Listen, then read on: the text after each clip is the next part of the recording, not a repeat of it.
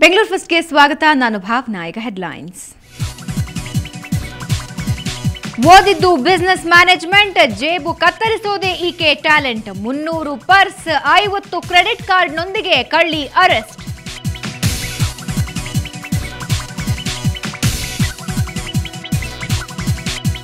Bengaluru ಬಳಿಯಲ್ಲೇ mini Annigeri, ರಾಶಿ ರಾಶಿ ಬುರುಡೆ, ಮೂಳೆ ಕಂಡು ಜನ ಆಶ್ಚರ್ಯ. ಮಾಟ ಮಂತ್ರ ಶಂಕೆಯಿಂದ ಸ್ಥಳೀಯರಲ್ಲಿ ಗಾಬರಿ.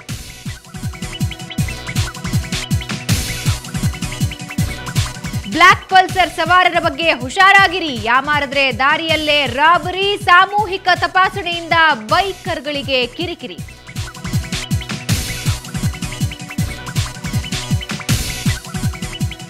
ಜನರಿಗೊಂದು ರೂಲು, ಆಳುವವರಿಗೊಂದು ರೂಲು. ನಿಯಮ ಉಲ್ಲಂಘನೆಯಲ್ಲಿ ಸರ್ಕಾರಿ ವಾಹನಗಳದ್ದೇ ಸಿಂಹಪಾಲು. ಸುವರ್ಣ ರಿಯಾಲಿಟಿ ಚೆಕ್ನಲ್ಲಿ ಸನ್ ಫಿಲ್ಮ್ ಸತ್ಯ ಬಯಲು.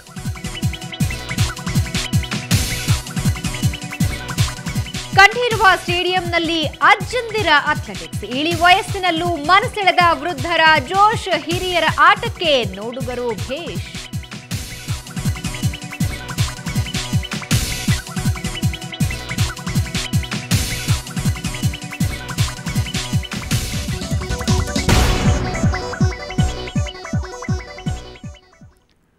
ಓದಿದ್ದು MBA. ಆಕೆಯ ನಡತೆ ಸರಿಯಾಗಿ ಇದ್ದಿದ್ರೆ ಇವತ್ತು ಯಾವುದಾದ್ರೂ ಒಳ್ಳೆ ಕಂಪನಿಯಲ್ಲಿ ಮ್ಯಾನೇಜರ್ ಆಗಿರ್ಬೇಕಿತ್ತು. ಆದರೆ ಆಕೆಗೆ ಅದೇನು ಕೇಡ್ ಬುದ್ಧಿ ಬಂತೋ, ಖತರ್ನಾಕ ಹಾದಿ ಹಿಡಿದ್ಲು. ಎಷ್ಟಕ್ಕೂ ಆಕೆ ಮಾಡಿದ್ದೇನು ಅಂತೀರಾ? ನೀವೇ ನೋಡಿ.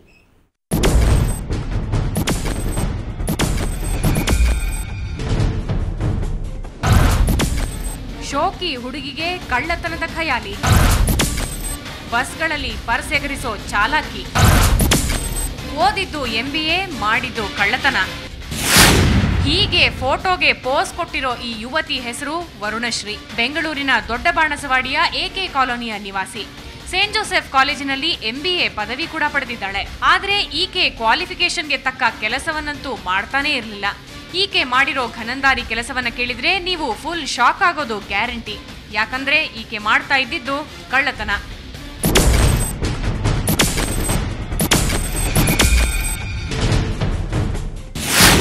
ಬೆಂಗಳೂರಿನ ಕೋರಮಂಗಲ, ಶಿವಾಜಿನಗರ, ಎಲೆಕ್ಟ್ರಾನಿಕ್ ಸಿಟಿ ಮತ್ತಿತರೆಡೆ ಬಸ್ಗಳಲ್ಲಿ ಓಡಾಡ್ತಾ ಪರ್ಸ್ ಎಗರಿಸೋದು ಈಕೆಯ ಚಾಳಿ. ಒಂದಲ್ಲ ಎರಡಲ್ಲ, ಸುಮಾರು 5 ವರ್ಷಗಳಿಂದ ಈ ಮನೆಹಾಳು ಕೆಲಸ ಮಾಡ್ತಿದ್ದಾಳೆ. ಆದ್ರೆ ಈಕೆಯ ಗ್ರಹಚಾರ ಕೆಟ್ಟಿತ್ತು ಅನ್ಸುತ್ತೆ. ಸ್ಥಳೀಯರು ಕೊಟ್ಟ ಮಾಹಿತಿಯನ್ನ ಪಡೆದ ಪೊಲೀಸರು ಈಕೆಯನ್ನ ಬಂಧಿಸಿದಾಗ ಈಕೆಯ ನಿಜ ಬಣ್ಣ ಬಯಲಾಗಿದೆ.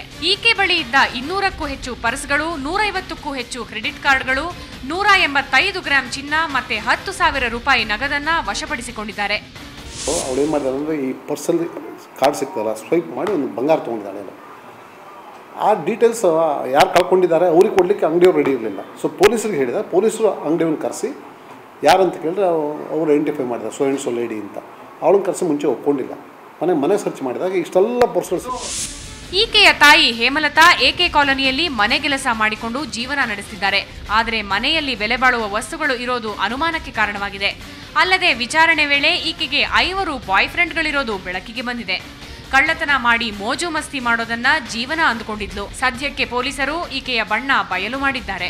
ಅಶ್ವಥ್ SN, ಕ್ರೈಮ್ ಬ್ಯೂರೋ, ಸುವರ್ಣ ನ್ಯೂಸ್ 24/7, ಬೆಂಗಳೂರು. ಬುರುಡೆ ಸುದ್ದಿ ಕೇಳಿದ್ರೆ ಸಾಕು, ಧಾರವಾಡದ ಅಣ್ಣಿಗೇರಿ ನೆನಪಿಗೆ ಬರುತ್ತೆ. ಅವುಗಳ ಇತಿಹಾಸವನ್ನು ಪತ್ತೆಯಾಗಿಲ್ಲ. ಇದರ ಬೆನ್ನಲ್ಲೇ ಬೆಂಗಳೂರು ಹೊರವಲಯದಲ್ಲೂ ಬುರುಡೆಗಳು ಪತ್ತೆಯಾಗಿರುವುದು ಕುತೂಹಲ ಕೆರಳಿಸಿದೆ. ಕೆರೆಯಲ್ಲಿ ಪತ್ತೆಯಾದವು ಬುರುಡೆಗಳು. ಸಾಮೂಹಿಕ ಕೊಲೆಯೋ, ಮಾಟ ಮಂತ್ರವೋ? ಬುರುಡೆಗಳು ಅಂದಾಕ್ಷಣ ನಮಗೆ ನೆನಪಿಗೆ ಬರೋದು ಅಣ್ಣಿಗೇರಿ.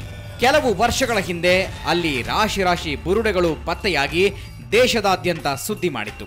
ಈಗ ಬೆಂಗಳೂರಿನ ಗ್ರಾಮಾಂತರ ಜಿಲ್ಲೆಯ ದೇವನಹಳ್ಳಿ ತಾಲೂಕಿನ ವೆಂಕಟಗಿರಿ ಕೋಟೆ ಕೆರೆಯಲ್ಲೂ ತಲೆಬುರುಡೆಗಳು, ಮೂಳೆಗಳು ಪತ್ತೆಯಾಗಿವೆ.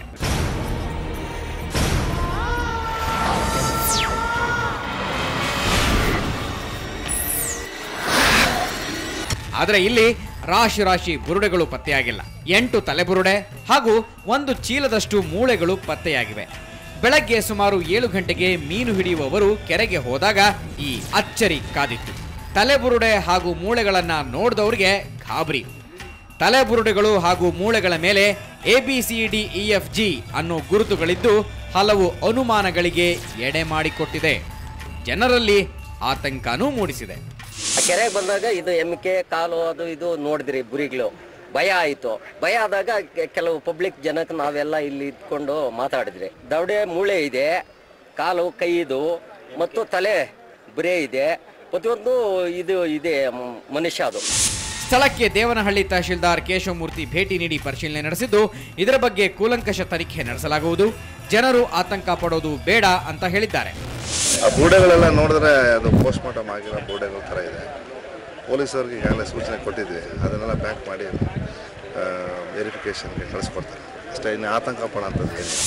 ಈ ಬುರುಡೆಗಳನ್ನ ಮಾಟ ಮಂತ್ರಕ್ಕಾಗಿ ಬಳಸಲಾಗಿತ್ತೋ ಇಲ್ಲ ಕೊಲೆ ಮಾಡಿ ತಂದು ಬಿಸಾಡಲಾಗಿದೆಯೋ ಅನ್ನೋದು ಈಗ ಕುತೂಹಲ ಕೆರಳಿಸಿದೆ.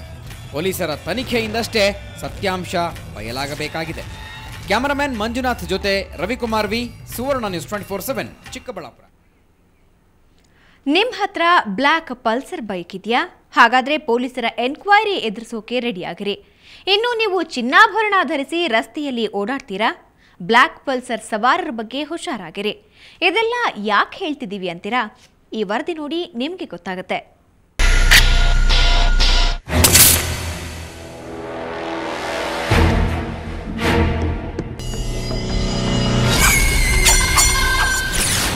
ಬ್ಲ್ಯಾಕ್ ಪಲ್ಸರ್ನಲ್ಲಿ ಬಂದ್ರೆ ಹುಷಾರಾಗಿರಿ.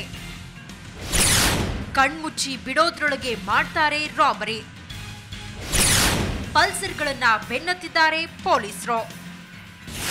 ಎಸ್, ಬೆಂಗಳೂರಿನಲ್ಲಿ ಎಲ್ಲಾದ್ರೂ ಬ್ಲ್ಯಾಕ್ ಪಲ್ಸರ್ ಬೈಕ್ ಕಂಡ್ರೆ ಹುಷಾರಾಗಿರಿ. ಅದ್ರ ಮೇಲೆ ಇಬ್ರು ಯುವಕರೇನಾದ್ರೂ ಕಂಡ್ರೆ ನೀವು ಅಲರ್ಟ್ ಆಗಿರ್ಲೇಬೇಕು. ಯಾಕಂದ್ರೆ ಪಲ್ಸರ್ ಮೇಲೆ ಬರೋರು ಸರಗಳ್ಳರಾಗಿರಬಹುದು. ಕ್ಷಣಾರ್ಧದಲ್ಲಿ ಬಂದು ಚಿನ್ನಾಭರಣ ದೂಚಿ ಮಾಯವಾಗ್ಬಿಡ್ತಾರೆ. ಬೆಂಗಳೂರಿನ ಬಾಣಸವಾಡಿ, ಚೆನ್ನಮ್ಮನ ಕೆರೆ, ಅಚ್ಚುಕಟ್ಟು ಸುತ್ತಮುತ್ತ ಕಳ್ಳರು ತಮ್ಮ ಕೈಚುಳ್ಕ ತೋರಿಸಿದ್ದಾರೆ. ಹೀಗಾಗಿ 3-4 ದಿನಗಳಿಂದ ಪೊಲೀಸರು ಬ್ಲ್ಯಾಕ್ ಪಲ್ಸರ್ ಬೈಕ್ಗಳ ಹಿಂದೆ ಬಿದ್ದಿದ್ದಾರೆ.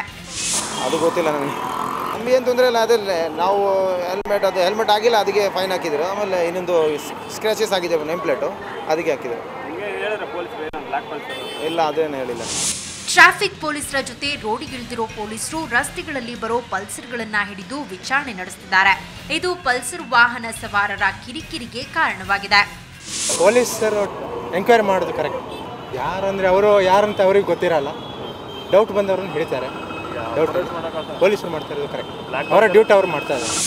ಬ್ಲ್ಯಾಕ್ ಪಲ್ಸರ್ ಅಲ್ಲಿ ಬರೋ ಯುವಕರಿಬ್ರು ಈಗಾಗಲೇ 5-6 ಕಡೆ ಮಹಿಳೆಯರ ಚಿನ್ನದ ಚೈನುಗಳನ್ನ ಎಗರಿಸಿ ಪರಾರಿಯಾಗಿದ್ದಾರೆ. ಹೀಗಾಗಿ ಪೊಲೀಸರು ಕಳ್ಳರ ಪತ್ತೆಗೆ ಮುಂದಾಗಿದ್ದು ಸಿಕ್ಕ ಬ್ಲ್ಯಾಕ್ ಪಲ್ಸರ್ಗಳನ್ನ ತಡೆದು ಎಂಕ್ವೈರಿ ಮಾಡ್ತಾ ಇರೋದು ಸವಾರರಿಗೆ ಕಿರಿಕಿರಿಯಾಗಿದೆ. ಆದ್ರೆ ಯಾವುದಕ್ಕೂ ನೀವು ಬ್ಲ್ಯಾಕ್ ಪಲ್ಸರ್ ಬಗ್ಗೆ ಸ್ವಲ್ಪ ಹುಷಾರಾಗಿರಿ.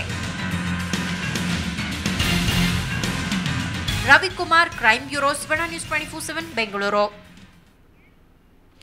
ಈಗಂತೂ ಕೊಲೆ ಮಾಡೋದಕ್ಕೆ ಇಂಥದ್ದೇ ಕಾರಣ ಬೇಕು ಅಂತಿಲ್ಲ. 8 ಆಣೆ 1 ರೂಪಾಯಿಗೂ ಯುದ್ಧವೇ ನಡೆದು ಹೋಗುತ್ತೆ, ಕೊಲೆಯೇ ಆಗ್ಬಿಡುತ್ತೆ. ಇದು ಇಂತಹದ್ದೇ ಸ್ಟೋರಿ. ಆದರೆ ಕಾರಣ ಮಾತ್ರ ಒಂದು ಮೊಬೈಲ್.